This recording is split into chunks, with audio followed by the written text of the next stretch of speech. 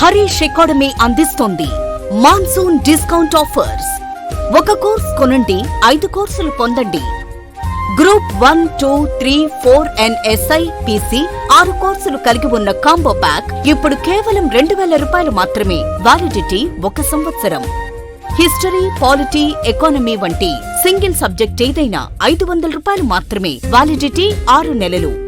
ఈ offer July 18 నుండి July 24 వరకు మాత్రమే.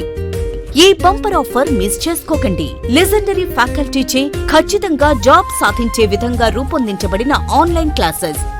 వెంటనే గూగుల్ ప్లే స్టోర్ నుండి హరీష్ అకాడమీ యాప్ ను డౌన్లోడ్ చేసుకోండి. జాబ్ సాధించండి. Harish, the best academy. Phone 8341116915.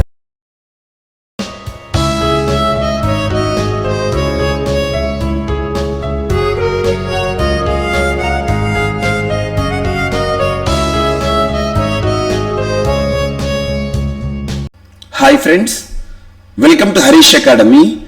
ఈరోజు 21 జూలై 2022కి సంబంధించి వార్తలు నిలిచిన జాతీయ, అంతర్జాతీయ, రాష్ట్రీయ అంశాల గురించి, వార్తలు నిలిచిన వ్యక్తులు, అవార్డులు, పుస్తకాలు, మరి క్రీడా సంబంధిత సమాచారం, ఒక్కొక్క అంశాన్ని వివరంగా తెలుసుకుందాం.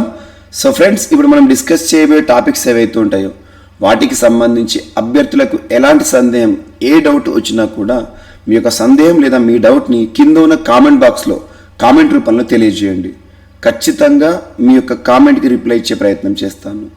సో ఈరోజు 21 జూలై 2022కి సంబంధించి వార్తలు నిలిచిన ఫస్ట్ టాపిక్ చాలా ఇంపార్టెంట్ టాపిక్. ఇటీవల తరచూ వార్తలు నిలిచిన ఒక రాష్ట్రం ఛత్తీస్గఢ్ రాష్ట్రం. దేనికి సంబంధించి తరచూ వార్తలు నిలుస్తుంది అంటే గో సంరక్షణకి సంబంధించి, గో సంరక్షణ కార్యక్రమాలకు సంబంధించి. ఫర్ ఎగ్జాంపుల్, గడిచిన మార్చి మాసంలో ఛత్తీస్గఢ్ రాష్ట్రాన్ని దేశమంతా అబ్జర్వ్ చేసింది. కారణం ఏంటంటే ఒక ప్రత్యేకమైన టాపిక్, గోమేయ వసతే లక్ష్మి అనే ఒక టాపిక్ని మనం డిస్కస్ చేసాం. సర్వసాధారణంగా ఒక రాష్ట్ర ప్రభుత్వం ఆ రాష్ట్రానికి సంబంధించి ఆర్థిక బడ్జెట్ లేదా వార్షిక బడ్జెట్ని ప్రవేశపెట్టడం జరుగుతుంది చట్టసభలో. బడ్జెట్ అంటాం, యాన్యువల్ ఫైనాన్షియల్ స్టేట్మెంట్. ఆర్టికల్ 202లో ఉంటుంది రాష్ట్ర బడ్జెట్ అయితే.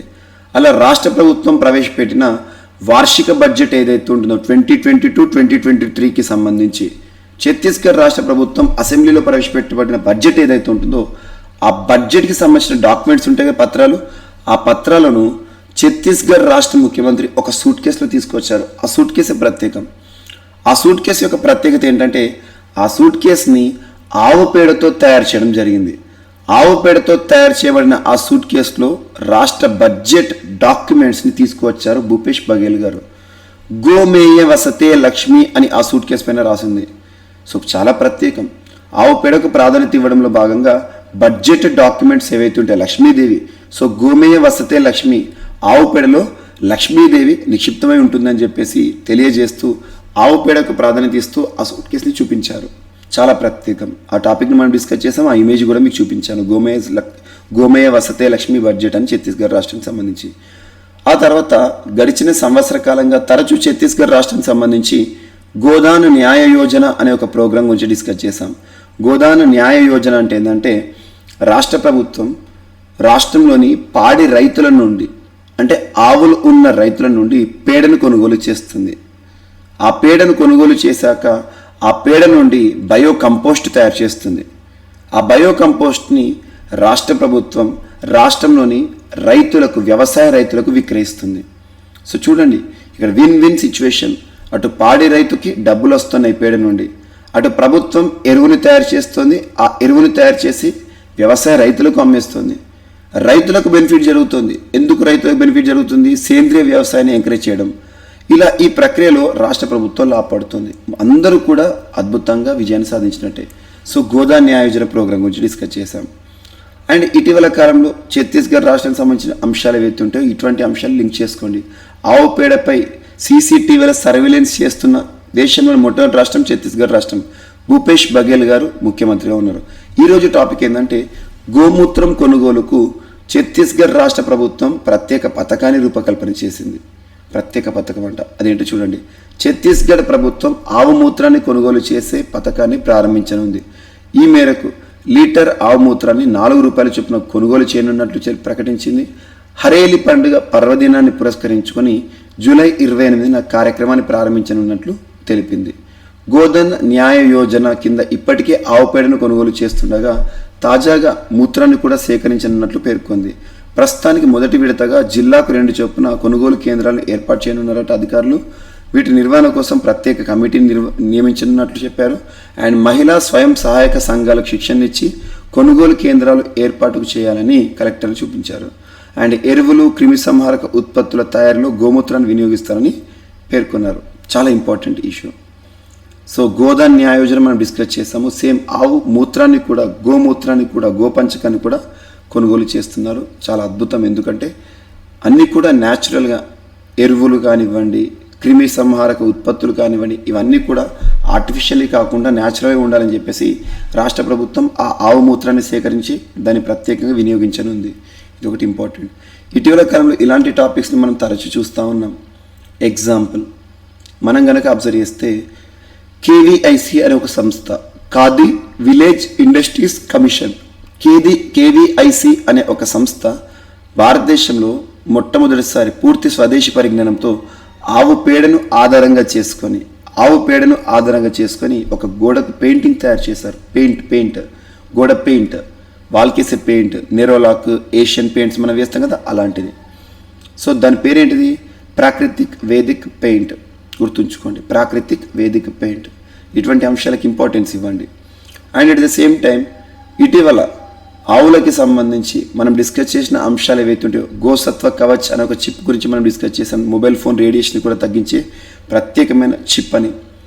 అండ్ ఇటీవల గోవుల కోసం ప్రత్యేకంగా అంబులెన్స్ ప్రారంభిస్తూ వార్తలు ఇచ్చిన దేశంలోని మొట్టమొదటి రాష్ట్రంగా ఉత్తరప్రదేశ్ని చూసాం.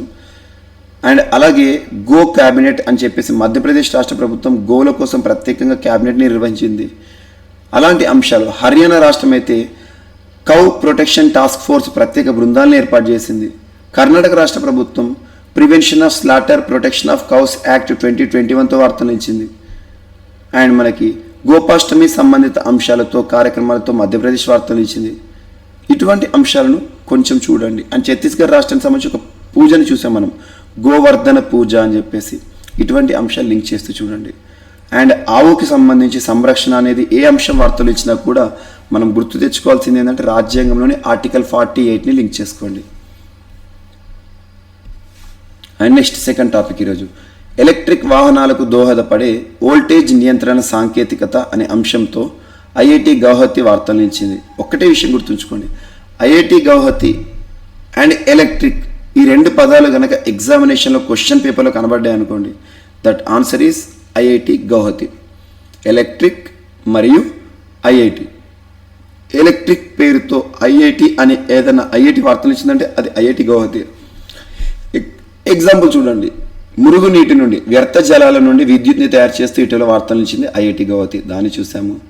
అండ్ మన టాప్ పైన రూఫ్ పైన ఎటువంటి ఎలక్ట్రిసిటీ లేకుండానే మనను చల్లబరిచే ఒక ప్రత్యేకమైన టెక్నాలజీతో వార్తలు ఇచ్చింది ఇటీవల కాలంలో. And lithium ion batteries, electric వాహనాల్లో వాడే బ్యాటరీస్, వాటి యొక్క సామర్థ్య పెంపు అనే అంశంతో ఐఐటి గౌహతి వార్తలు ఇచ్చింది.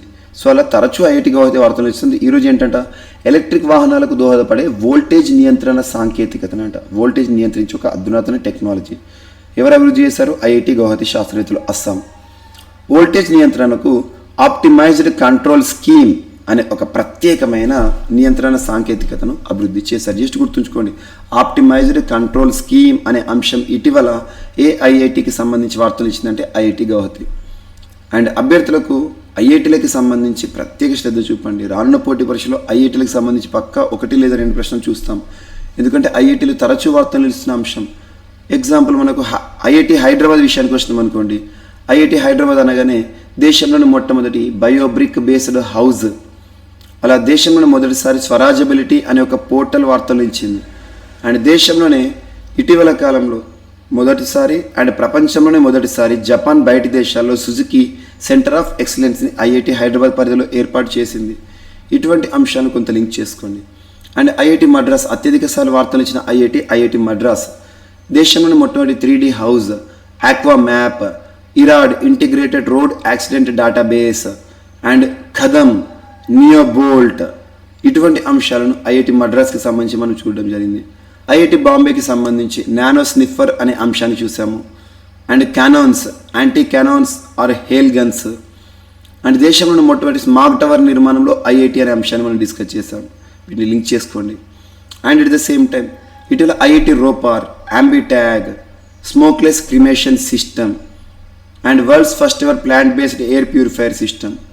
And at the same time IIT Kanpur విషయానికి వస్తే కృత్రిమ గుండెను తయారు చేసింది, హృదయంతో. అండ్ స్మార్ట్ వాచ్, ఒక టచ్ సెన్సిటివ్ వాచ్ని తయారు చేసింది. అండ్ బయో వాచ్, మన లోపల ఉండే అబ్నార్మాలిటీని తెలియజేసి ఒక బయో వాచ్ని తయారు చేసింది.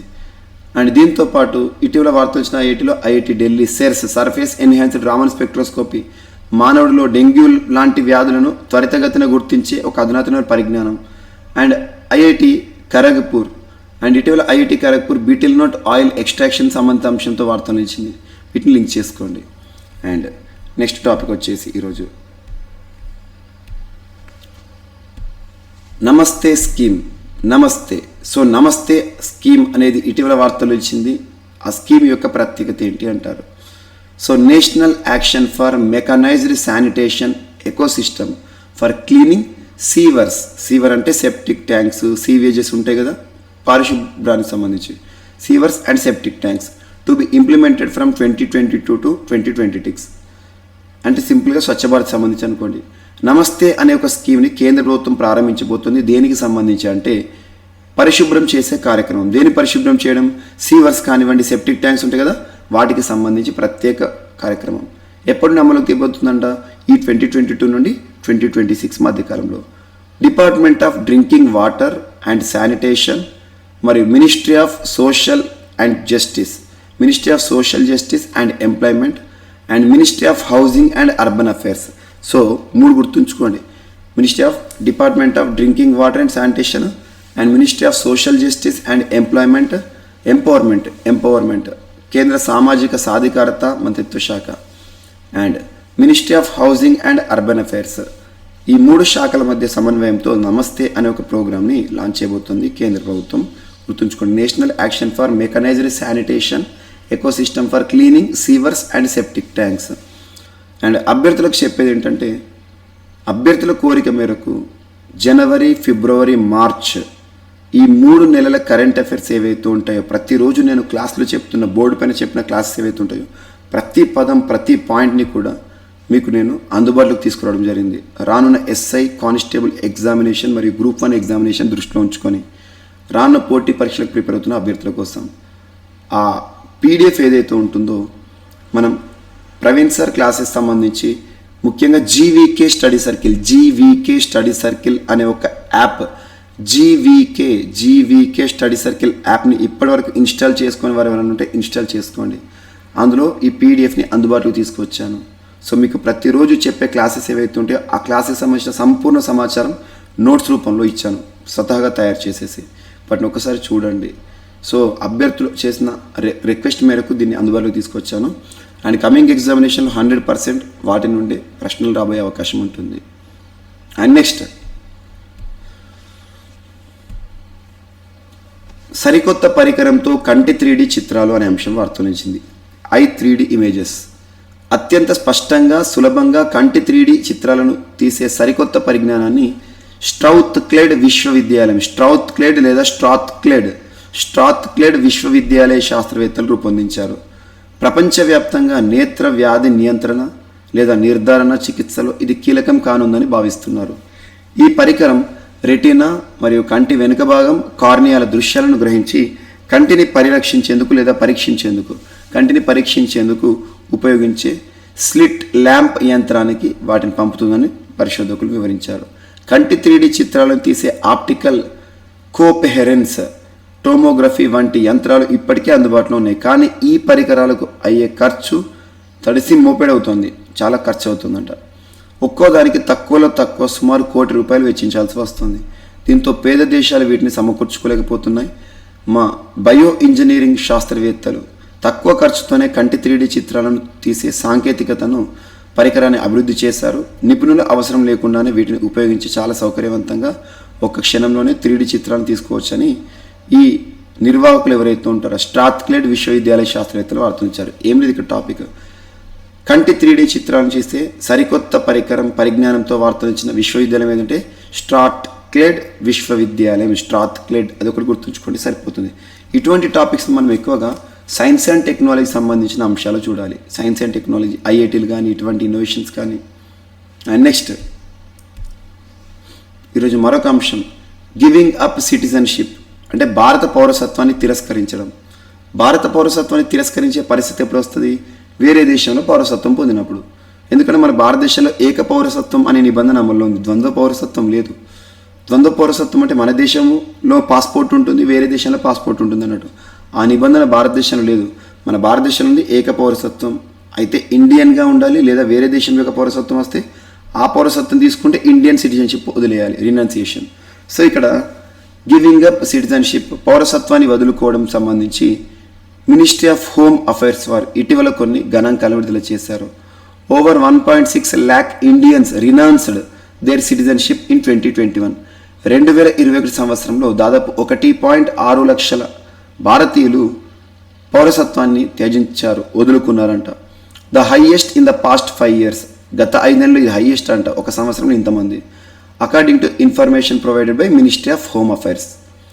ఓవర్ 78,000 ఇండియన్స్, దాదాపు ఇందులో 78,000 ఇండియన్స్ ఏ దేశం యొక్క పౌరసత్వాన్ని తీసుకున్నారట అంటే acquired US citizenship, the highest among all the countries అని గుర్తుంచుకోండి సరిపోతుంది. భారతదేశంలో 2021 సంవత్సరంలో ఎంతమంది భారత పౌరసత్వాన్ని వదులుకున్నారని కేంద్ర హోంమంత్రిత్వ శాఖ చెప్పింది అంటే అది 1.6. మరి ఎంతమంది అమెరికా పౌరసత్వాన్ని పొందారంటే 76,000, 78,000 గుర్తుంచుకోండి, అత్యధికంగా అమెరికా. అండ్ హిమాచల్ ప్రదేశ్ దేశంలోనే మొట్టమొదటి అనే అంశంతో వార్తలు ఇచ్చింది. దేనికి సంబంధించి అంటే first to connect all VLTD vehicles with ERSS. VLTD అంటే ఏంటి, ERSS అంటే ఏంటి చూద్దాం. మరియు దేశంలో మొట్టమొదటి రాష్ట్రంగా ఈరోజు హిమాచల్ ప్రదేశ్ వార్తలు ఇచ్చింది. Himachal Pradesh has become India's first state to connect vehicle location tracking device. VLTD అంటే ఏంటి, vehicle location tracking device. Each and every word చూడండి ఆటోమేటిక్గా అర్థమవుతుంది. వెహికల్ని లొకేట్ చేసే ట్రాకింగ్ సిస్టమ్ అన్నట్టు.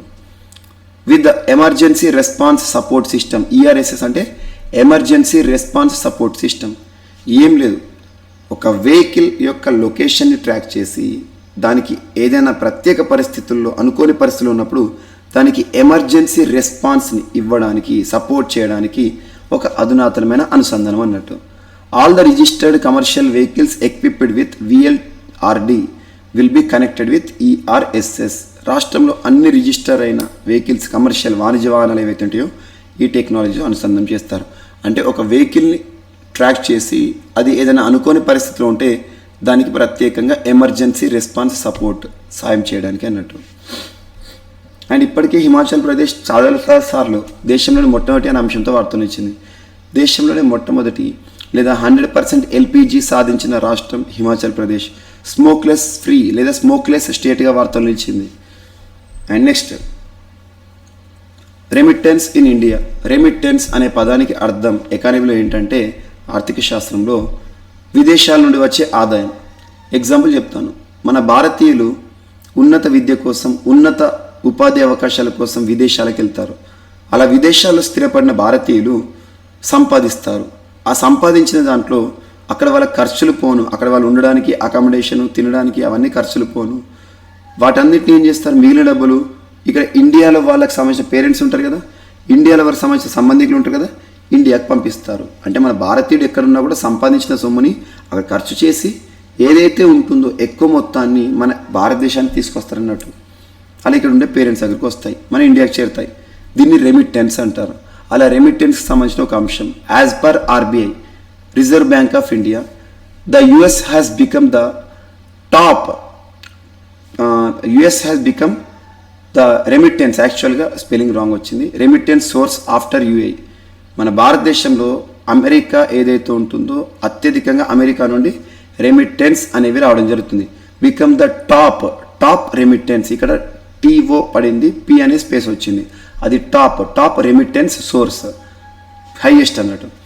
India received about $87 billion in remittance in financial year 21, the world's highest Maharashtra has emerged as the top recipient state సర్పాసింగ్ Kerala. మరి అలాంటి రెమిటెన్స్ విదేశాల నుండి వచ్చే ఆదాయాలు అత్యధికంగా వస్తున్న దేశం ఏదట? యుఎస్ఏ. మరి అత్యధికంగా ఈ ఫారిన్ రెమిటెన్స్ ఎక్కడికి వస్తున్నాయి అంటే ఇప్పటివరకు కేరళనే ఆన్సర్. బట్ ఇటీవల మహారాష్ట్ర కేరళని సర్పాస్ చేసింది, అంటే కేరళ కంటే ముందుగా వచ్చింది అన్నట్టు గుర్తుంచుకోండి. అండ్ నెక్స్ట్ హత్తీస్ అనే ఒక కమ్యూనిటీ వార్తలు ఇచ్చింది. హత్తీస్ కమ్యూనిటీ. సో హత్తీస్ కమ్యూనిటీ అనేది ఏ రాష్ట్రం అంటే హిమాచల్ ప్రదేశ్. వీళ్ళు చేస్తున్న ఒక డిమాండ్ వార్తలు ఇచ్చింది, వాళ్ళకు ట్రైబల్ స్టేటస్ ఇవ్వాలి అని, గిరిజన గుర్తింపు ఇవ్వాలని చెప్పేసి వాళ్ళు ఇటీవల ఒక మూమెంట్, ఒక డిమాండ్ చేస్తున్నారు. జస్ట్ ఎగ్జామినేషన్లో డైరెక్ట్ పాయింట్ అడుగుతారు. ఇటీవల హత్తీస్ అనే ఒక కమ్యూనిటీ వార్తలు ఇచ్చింది, గిరిజన గుర్తింపు ఇవ్వాలి, మమ్మల్ని గిరిజనులుగా గుర్తించండి, ఎస్టీలుగా గుర్తించండి అని. ఏ రాష్ట్రం అంటే Himachal Pradesh. The Hattis are a close-knit community that takes their name from their traditional occupation of selling homegrown crops, vegetables, meat, wool at small town markets known as haats. హస్తకళలు, చేతి వృత్తుల ఆధారంగా తయారు చేసిన వస్తువులు ఏవైతే ఉంటాయో వాటిని వీరు అమ్ముతారు. అలా హాత్ అనే పేరు నుండి పుట్టింది హతీసా. Hatti men traditionally don distinctive white head gear on ceremonial occasions. యాక్చువల్గా హత్తీస్ మెన్ ఈ ఆచారాల గురించి మనకు అడుగురు, ఒకటి గుర్తుంచుకోండి. హత్తీస్ కమ్యూనిటీ ఇటీవల వార్తలు ఇచ్చింది ఏ రాష్ట్రానికి సంబంధించి అంటే హిమాచల్ ప్రదేశ్. ఎందుకు వార్తలు ఇచ్చిందంటే వారు గిరిజన జాతి, గిరిజనులుగా గుర్తింపు ఇవ్వమని చెప్పేసి డిమాండ్ చేస్తున్నారు. అండ్ నెక్స్ట్ ఈరోజు మన నెక్స్ట్ టాపిక్ 10th టాపిక్ వచ్చేసి ప్రైమ్ మినిస్టర్ నరేంద్ర మోదీ గారు ప్రారంభించిన స్ప్రింట్ అనే ఒక ఛాలెంజ్, స్ప్రింట్ ఛాలెంజ్ దేనికి సంబంధించి చూద్దాం. aimed at giving a boost to usage of indigenous technology in the Indian Navy. భారత నావీకి సంబంధించి ఒక ఇండిజినస్ టెక్నాలజీని అభివృద్ధి చేయండి అని చెప్పేసి. During the naval innovation and indigenous organisation NIIO innovation సంబంధించి సెమినార్ ఏదైతే ఉంటుందో స్వావలంబన్ అనే ఒక ప్రోగ్రాంలో ఈ ఛాలెంజ్ ఇచ్చారు నరేంద్ర మోదీ గారు. సో స్ప్రింట్ ఛాలెంజ్ దేనికి సంబంధించి ఇండియన్ నావీకి సంబంధించి ఇండిజినస్ టెక్నాలజీని ఇండియన్ నావీలో ఉపయోగించాలి అని చెప్పేసి ప్రత్యేకమైన ఛాలెంజ్ ఇచ్చారు. జస్ట్ గుర్తుంచుకోండి, స్ప్రింట్ ఛాలెంజ్. అండ్ నెక్స్ట్ మన రాష్ట్రీయ అంశాల విషయానికి వస్తే ఈరోజు ఆంధ్రప్రదేశ్ రాష్ట్రానికి సంబంధించి ఒక అంశం వార్తను ఇచ్చింది. ఒక ఒప్పందం అనుకోండి. ఏ సంస్థల మధ్య ఒప్పందం అంటే రాష్ట్రీయ ఇస్పాత్ నిగమ్ లిమిటెడ్. అదేంటి? The corporate entity of Visakha steel plant. Visakha steel ప్లాంట్కి సంబంధించిన corporate entity Rashtriya Ispat Nigam limited ఎవరితో ఒప్పందం కుదుర్చుకున్నాడు? Signed a memorandum of understanding. Memorandum of understanding అంటే ఒప్పందం. ఎవరితో అంటే software technology parks of India STPI మరియు STPI నెక్స్ట్ అనే సంస్థ to establish industry 4.0 centre of excellence. ఎందుకోసం అంటే ఈ ఒప్పందం ఈ సంస్థల మధ్య అంటే ఫర్ ప్రమోషన్ ఆఫ్ ఇన్నోవేషన్, నవకల్పనలను ప్రోత్సహించడానికి, అండ్ స్టార్టప్ యాక్టివిటీస్, అంకుర పరిశ్రమలకు ప్రత్యేక సహకారాన్ని అందించడానికి, for RINL Rashtriya Ispat Nigam limited and other industries in Visakhapatnam and Andhra Pradesh. ఈ సెంటర్ ఆఫ్ ఎక్సలెన్స్ వీళ్ళు సమిష్టిగా ఏర్పాటు చేసే సెంటర్ ఆఫ్ ఎక్సలెన్స్ పేరు ఏంటంటే కల్పతరు. గుర్తుంచుకోండి, కల్పతరు అనేది ఇటీవల వార్తలు వచ్చింది. ఏ సంస్థల మధ్య ఒప్పందంలో భాగంగా అంటే STPI next Rashtriya Ispat Nigam limited అని గుర్తుంచుకోండి, సరిపోతుంది. అండ్ నెక్స్ట్ రాష్ట్రీయ అంశాల్లో మరొక అంశం. నిన్నటి రోజున రాయపట్నం పోర్టుకి భూమి పూజ చేశారు రాష్ట్ర ముఖ్యమంత్రి వైఎస్ జగన్మోహన్ రెడ్డి గారు. ఆంధ్రప్రదేశ్ రాష్ట్ర ముఖ్యమంత్రి 10 ఏళ్లలో ఒక పోర్టు కడితే గొప్ప అనుకునే పరిస్థితిలో కేవలం 5 ఏళ్లలోనే 4 పోర్టుల నిర్మాణానికి శ్రీకారం చుట్టిన జగనన్న ప్రభుత్వం ఇందులో భాగంగా రాయపట్నం పోర్టుకి శంకుస్థాపన చేసింది. శ్రీ పొట్టి శ్రీరాములు నెల్లూరు జిల్లాలో దాదాపు 3,736.14 కోట్ల వ్యయంతో చేపట్టనున్న రాయపట్నం పోర్టు తొలి దశ పనులకు భూమి పూజ చేశారు నిన్నటి రోజున వైఎస్ జగన్మోహన్ రెడ్డి గారు. అండ్ ఏదైతే ఉంటుందో రాయపట్నం పోర్ట్ ఇటీవల వార్తలు ఇచ్చింది. దాని యొక్క లొకేషన్ ఎక్కడ అంటే పొట్టి శ్రీరాములు నెల్లూరు జిల్లా అని గుర్తుంచుకోండి చాలు. అండ్ ఇటువంటి పోర్ట్ ఏవైతే ఉంటాయో ఆ పోర్ట్స్కి సంబంధించి ప్రత్యేకంగా ట్రాన్స్పోర్టేషన్ విషయంలో ఎక్కువగా మనకి ప్రోత్సాహకంగా ఉంటాయని గుర్తుంచుకోండి. తొలి దశలో మొత్తం 25 మిలియన్ టన్నుల కార్గో హ్యాకింగ్ సామర్థ్యంతో, ఈ సామర్థ్యాలు మనకు అడగడు, జస్ట్ గుర్తుంచుకోండి. రాయపట్నం పోర్టుకి ఇటీవల రాష్ట్ర ముఖ్యమంత్రి జగన్మోహన్ రెడ్డి గారు శంకుస్థాపన చేశారు. అది ఏ రాష్ట్రము మరియు ఏ జిల్లా అంటే ఆంధ్రప్రదేశ్ రాష్ట్రము, పొట్టి శ్రీరాములు నెల్లూరు జిల్లా అని గుర్తుంచుకోండి చాలు.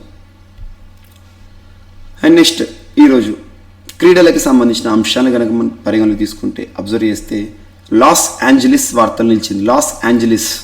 సో లాస్ ఏంజలీస్లో 2028 సమ్మర్ ఒలింపిక్స్ మనం చూడబోతున్నాం. సమ్మర్ ఒలింపిక్స్ విశ్వ క్రీడలు 2028 దానికి సంబంధించిన షెడ్యూల్ వార్తలకు వచ్చింది.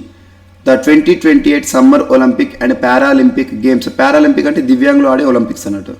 Will be hosted in Los Angeles. ఎక్కడ ఉంది లాస్ ఏంజలీస్? యునైటెడ్ స్టేట్స్లో ఉంది. The opening ceremony for the 2028 Los Angeles Olympics will take place on July 14th, 2028 and ఎప్పటివరకు అవుతాయంట? July 30th. గుర్తుంచుకోండి, ఇక్కడ ఏం లేదు, మనం గుర్తుంచుకోవాల్సింది ఒకటే. 2028 ఒలింపిక్స్ విశ్వ క్రీడలకు పారా ఒలింపిక్స్కి ఆతిథ్యం ఇవ్వనున్న నగరం దేశం ఏదంటే లాస్ ఏంజలీస్ నగరము, USA.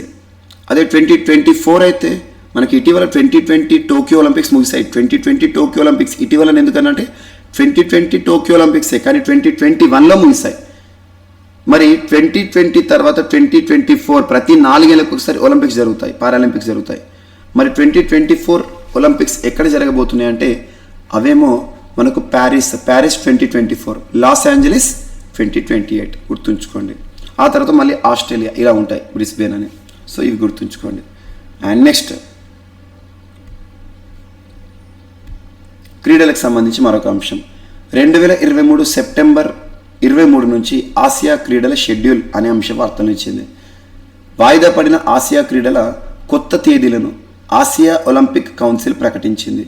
వచ్చే ఏడాది సెప్టెంబర్ 23 నుంచి అక్టోబర్ 8 వరకు హాంగ్జౌ ఏదైతే ఉందో హాంగ్జౌలో ఆసియా క్రీడలు, చైనాకు సంబంధించి ఆసియా క్రీడలు జరుగుతాయని గత మంగళవారం రోజున OCA వెల్లడించింది. OCA అంటే Olympic, Asia Olympic council. Schedule ప్రకారం ఈ ఏడాది సెప్టెంబర్ 10 నుంచి 25 వరకు క్రీడలు జరగాల్సి ఉంది. అయితే చైనాలో COVID-19 కేసుల తీవ్రత పెరగడంతో ఈ ఏడాది మే 6న ఆసియా క్రీడల నిర్వహణకు OCA సస్పెండ్ చేసింది. కొత్త తేదీలపై గత 2 నెలలుగా Chinese Olympic committee, Hangzhou Asia క్రీడల నిర్వహణ కమిటీ, ఇతర భాగస్వాములతో టాస్క్ ఫోర్స్ పలు దఫాలు చర్చించింది. ఫైనల్గా ఎప్పటినంట 2023 సెప్టెంబర్ 23 నుంచి నిర్వహించబోతున్నారంట. సో ఎవరు చెప్పారు అధికారికంగా? ఆసియా ఒలింపిక్ కౌన్సిల్ గారు నిన్నట్టున్న ఈ తేదీలను డిసైడ్ చేసేసారు. అండ్ నెక్స్ట్ ఈరోజు వార్తల్లో వ్యక్తుల విషయానికి వస్తే గత కొద్ది నెలలుగా కొనసాగుతున్న శ్రీలంక సంక్షోభం ప్రతిసారి మనం వార్తలు చూస్తున్నాం. అలా శ్రీలంక సంక్షోభం విషయంలో దేశాధినేత దేశాన్ని వదిలి పరారి అని చెప్పేసి అండ్ దేశంలో చోటు చేసుకున్న రాజకీయ పరిస్థితులు ఇవన్నీ మనం చూస్తున్నాం. ప్రస్తుతం అధ్యక్ష భవనం, రాష్ట్రపతి భవనమే ఒక సత్రం అయిపోయింది. ఆయన ప్రధానమంత్రి నివాసానికి నిప్పంటించారు ఆందోళనకారులు. అటువంటి శ్రీలంక దేశానికి ఇటీవల ముగిసిన కొత్త అధ్యక్ష ఎన్నికల్లో గెలుపొంది వార్తలు ఇచ్చాడు రనిల్ విక్రమసింఘే. గుర్తుంచుకోండి, కొత్త నాయకత్వం కోసం బుధవారం జరిగిన ఓటింగ్లో UNP పార్టీ అధినేత విక్రమసింఘే శ్రీలంక కొత్త అధ్యక్షుడిగా ఎన్నికయ్యారంట. రహస్య బ్యాలెట్ విధానంలో జరిగిన ఈ ఎన్నికల్లో రనిల్ విక్రమసింఘే విజయం సాధించారు. And next MSP minimum support ప్రైజ్కి సంబంధించి, మినిమం సపోర్ట్ ప్రైజ్ అంటే ఏంటి? కనీస మద్దతు ధర. MSPని ఎవరు ప్రకటిస్తారు? Commission for agriculture cost and prices. ఎప్పుడు ప్రకటిస్తారు? వ్యవసాయ పంట కాలానికి ముందు, పంట వేసే ముందు. ఎందుకంటే MSPని చూసే రైతు డిసైడ్ చేస్తాడు. మరి MSP అనేది నేను ఈ పంటను పండిస్తే నాకు బెనిఫిట్ ఉంటుందా లేదా అని. అటువంటిది MSPకి సంబంధించి సంజయ్ అగర్వాల్ అనే ఒక కమిటీని భారత ప్రభుత్వం వేసింది. Union government has appointed Sanjay committee లేదా Sanjay Agarwal committee constituted. Agarwal committee దేనికి సంబంధించి అంటే మినిమం సపోర్ట్ ప్రైజ్కి సంబంధించి. మినిమం సపోర్ట్ ప్రైజ్ ఏదైతే ఉంటుందో ఆ మినిమం సపోర్ట్ ప్రైజ్ అధ్యయనం చేయడం, దాన్ని మోర్ ఎఫెక్టివ్గా ట్రాన్స్పరెంట్గా తీర్చిదిద్దడం. ఓకేనా? సో ఇక్కడ ఏదైతే ఉందో వర్డ్స్ సో ఇక్కడ అటు ఇటుగా వచ్చినాయి. యూనియన్ గవర్నమెంట్ హ్యాజ్ అపాయింటెడ్ లేదా constituted Sanjay Agarwal committee on minimum support praise అని గుర్తుంచుకోండి. సంజయ్ అగర్వాల్ కమిటీ ఇటీవల వార్త ఇచ్చింది. దేనికి సంబంధించి అంటే MSPకి సంబంధించి మోర్ ఎఫెక్టివ్ అండ్ ట్రాన్స్పరెంట్ అమలు చేయడంలో సలహాలు సూచనలు ఇవ్వడానికి. అండ్ 17th మనకి ఈరోజు topic renowned artist Achuthan Kudallur passes away. అచ్యుతన్ కుడలూర్ అనే ఒక వ్యక్తి ఇటీవల చనిపోయారు. ప్రముఖ వ్యక్తి, తను ఒక ఆర్టిస్ట్. అచ్యుతన్ కుడలూర్ చనిపోయిన ఏజ్ ఎప్పుడైతే ఉంటే 77 years. A civil engineer and training. Achuthan Kudallur was a self taught abstract artist, ఒక ఆర్టిస్ట్ మరణించారని గుర్తుంచుకోండి సరిపోతుంది. And he was part of Madras art club which operated with in the government college of art Chennai. Just గుర్తుంచుకోండి, అచ్యుతన్ కుల్లర్ తమిళనాడు సంబంధించి ఇటీవల మరణిస్తూ వార్తలు ఇచ్చారు, ప్రముఖ ఆర్టిస్ట్. అండ్ నెక్స్ట్ వచ్చేసి మలయాళం ఫిల్మ్ మేకర్, మలయాళంలో తనకంటూ ప్రత్యేక గుర్తింపు పొందిన KP Kumaran honoured with JC Daniel award 2021 ప్రతిష్టాత్మక పురస్కారం, మహారాష్ట్ర ప్రభుత్వం ప్రదానం చేసే పురస్కారం. ఈ పురస్కారానికి గ్రహీతగా ఈ సంవత్సరానికి వార్తలు ఇచ్చిన పర్సన్ ఎవరంటే KP Kumaran. Kerala's highest film award. Kerala chief minister Pinarayi Vijayan will present the award to him at the Kerala State Film Awards ceremony on 3rd August. And next ఈరోజు వార్తలు వచ్చిన మరొక పర్సన్, ఫార్మర్ ఎస్సీ జడ్జ్ అంటే supreme court judge Vineet Saran appointed as BCCI ethics officer. BCCI ఉంటుంది, board of control for cricket in India. భారతదేశంలో cricket క్రీడను నిర్వహించి నియంత్రణ చేసే సంస్థ బీసీసీఐ. ఆ బీసీసీఐకి కొత్త ఎథిక్స్ ఆఫీసర్, నిబంధనల అధికారిగా ఎవరు వార్తలు ఇచ్చారంటే supreme court judge, former judge Vineet Saran అని గుర్తుంచుకోండి. And next lieutenant general retired army అధికారి lieutenant general Raj Shukla appointed as member of UPSC, union public service commission ఏదైతే ఉంటుందో UPSC, union public service commission భారతదేశంలోనే అత్యున్నత పరీక్షలు నిర్వహిస్తుంది, నియామక పరీక్షలు, ఐఏఎస్ ఐపీఎస్ లాంటివి. అటువంటి యూపీఎస్సీకి సంబంధించి ఆ బోర్డు ఉంటుంది కదా, యూపీఎస్సీ బోర్డు చైర్మన్ ఆధ్వర్యంలో ఆ బోర్డుకి ఒక మెంబర్గా రాజ్ శుక్లా గారు ఇటీవల అపాయింట్ అయ్యారు. మెంబర్స్ని అపాయింట్ చేసే అధికారం యూపీఎస్సీ విషయంలో రాష్ట్రపతికి ఉంటుంది. అండ్ నెక్స్ట్ క్రీడలకు సంబంధించి ఒక పర్సన్ క్రికెట్కి వీడ్కోలు పలుకుతూ వార్తలు ఇచ్చారు. బంగ్లాదేశీ క్రికెటర్ తమీమ్ ఇక్బాల్, ఇతను ఒక గొప్ప బ్యాట్స్మెన్, యాక్చువల్గా బంగ్లాదేశ్ సంబంధించిన మంచి బ్యాట్స్మెన్. తమీమ్ ఇక్బాల్ రిటైర్మెంట్ని ప్రకటించారు. T20 ఇంటర్నేషనల్స్కి వీడ్కోలు పలుకుతూ వార్తలు ఇచ్చారు తమీమ్ ఇక్బాల్ అని గుర్తుంచుకోండి. నిన్నటి క్లాస్లో మనం బెన్ స్టోక్స్ తను 1 డేకి రిటైర్మెంట్ ఇచ్చాడు, ఇంగ్లాండ్ ఆటగాడు. ఇతనేమో బంగ్లాదేశ్ ఆటగాడు. అండ్ నెక్స్ట్ ఈరోజు వార్తలు ఇచ్చిన లాస్ట్ టాపిక్ ద రెసిలియంట్ ఎంటర్ప్రియూనర్ అనే ఒక పుస్తకం వార్తలు ఇచ్చింది. ద రెసిలియంట్ ఎంటర్ప్రియూనర్, దీని యొక్క ట్యాగ్లైన్ ఏంటంటే strategies to set up you up for success. విజయాన్ని సాధించడానికి కావాల్సిన స్ట్రాటజీ, ప్రణాళిక ఏంటి అని చెప్పేసి. ద రెసిలియంట్ ఎంటర్ప్రియూనర్ అనే పుస్తకాన్ని ఎవరు రచించారంటే ప్రముఖ రచయిత ధృతి షా గారు రచించిన పుస్తకం ఈరోజు వార్తలు ఇచ్చింది. The resilient entrepreneur strategies to set you up for success అనే పుస్తకం. సో ఇవి ఫ్రెండ్స్ ఈరోజు వార్తలు ఇచ్చిన అంశాలు. ఒక్కసారి ర్యాపిడ్గా చూద్దాం, మనం డిస్కస్ చేసిన టాపిక్స్ అంటే హెడ్లైన్ చూద్దాం. సో గోమూత్రం కొనుగోలుకు ఛత్తీస్గఢ్ రాష్ట్ర ప్రభుత్వం ప్రత్యేక పథకాన్ని రూపొందిస్తోంది. అండ్ ఎలక్ట్రిక్ వాహనాలకు దోహదపడే వోల్టేజ్ నియంత్రణ సాంకేతికతను అభివృద్ధి చేస్తూ ఐఐటి గౌహతి శాస్త్రవేత్తలు వార్తలు ఇచ్చారు. అండ్ నమస్తే అనే ఒక స్కీమ్ వార్తలు ఇచ్చింది. దేనికి సంబంధించి అంటే సీవేజ్ అండ్ సెప్టిక్ ట్యాంక్స్ క్లీన్కి సంబంధించి. అండ్ సరికొత్త కంటి 3D చిత్రాలకు సంబంధించిన సాంకేతికతతో స్ట్రాత్ క్లౌడ్ విశ్వవిద్యాలయ శాస్త్రవేత్తలు వార్తలు ఇచ్చారు. అండ్ భారత పౌరసత్వాన్ని వదులుకున్న వారు గత సంవత్సరంలో 1.6 లక్షల జనాభా అని కేంద్ర హోంమంత్రిత్వ శాఖ విడుదల చేసింది. అత్యధికంగా పౌరసత్వం పొందిన భారతీయులు ఏ దేశంలో అంటే అమెరికా పౌరసత్వాన్ని పొందారు. అండ్ నెక్స్ట్ హిమాచల్ ప్రదేశ్ దేశంలోని మొట్టమొదటి రాష్ట్రంగా వార్తలు ఇచ్చింది. VLTD అంటే ఏంటో చెప్పాను, దాన్ని ERSSతో అనుసంధానం చేయడం. And remittance in India, remittance అంటే వివరణ ఇచ్చాను, విదేశాల నుండి వచ్చే ఆదాయం. మహారాష్ట్ర ప్రస్తుతం కేరళని సర్పాటు చేసింది. అలా విదేశాలకు సంబంధించి గత సంవత్సరంలో ఎంత వచ్చినాయి ఆదాయం అని చెప్పేసి ఒక గణాంకాలు. అండ్ హత్తి అనే కమ్యూనిటీ వార్తలు ఇచ్చింది. హత్తీస్ ఏ రాష్ట్రం అంటే హిమాచల్ ప్రదేశ్, వారికి గిరిజన గుర్తింపు ఇవ్వాలంటే గిరిజన హోదా. And prime minister Narendra Modi గారు ప్రారంభించిన స్ప్రింట్ రాష్ట్రీయ ఇస్పాత్ నిగమ్ లిమిటెడ్కి and STPI software technology parks of ఇండియాకి అండ్ STPI నెక్స్ట్కి మధ్య కుదిరిన ఒప్పందం సెంటర్ ఆఫ్ ఎక్సలెన్స్ని ఏర్పాటు చేయడం, దాని పేరు కల్పతరు. అండ్ నిన్నటి రోజున రాయపట్నం పోర్టుకి, పొట్టి శ్రీరాములు నెల్లూరు జిల్లాలో ఉన్న ఒక ప్రాంతం రాయపట్నం పోర్టుకి వైఎస్ జగన్మోహన్ రెడ్డి గారు శంకుస్థాపన చేశారు. లాస్ ఏంజలీస్లో 2028 సమ్మర్ ఒలింపిక్స్ సంబంధించిన షెడ్యూల్ వార్తలు ఇచ్చింది. అండ్ 2023 సెప్టెంబర్ 23 నుంచి ఆసియా క్రీడలు ప్రారంభం కానున్నాయని ఆసియా ఒలింపిక్ కౌన్సిల్ ప్రకటించింది. చైనా ఆధ్వర్యంలో. గత కొద్ది నెలలుగా శ్రీలంక సంక్షోభాన్ని చూస్తున్నాం. శ్రీలంక కొత్త అధ్యక్షుడిగా ఇటీవల ముగిసిన ఎన్నికల్లో రనిల్ విక్రమసింఘే గారు వార్తలించారు. And Sanjay Agarwal committee MSP పైన భారత ప్రభుత్వం వేసిన కమిటీ ఎంఎస్పీలో ఇంకా ఎఫెక్టివ్ ట్రాన్స్పరెంట్ విధానాన్ని అమలు చేయడంలో భాగంగా సూచనల కోసం. అండ్ ప్రముఖ పర్సన్ ఆర్టిస్ట్ అచ్యుతన్ కుడలూర్ తమిళనాడు రాష్ట్రానికి సంబంధించి మరణిస్తూ వార్తలించారు. And Malayalam film maker KP Kumaran గారు జేసీ డానియల్ అవార్డు 2021 పురస్కార గ్రహీతగా వార్తలించారు.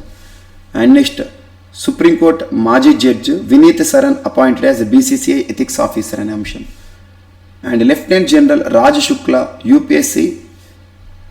యూపీఎస్సీ మెంబర్గా నియమితులవుతూ వార్తలించారు.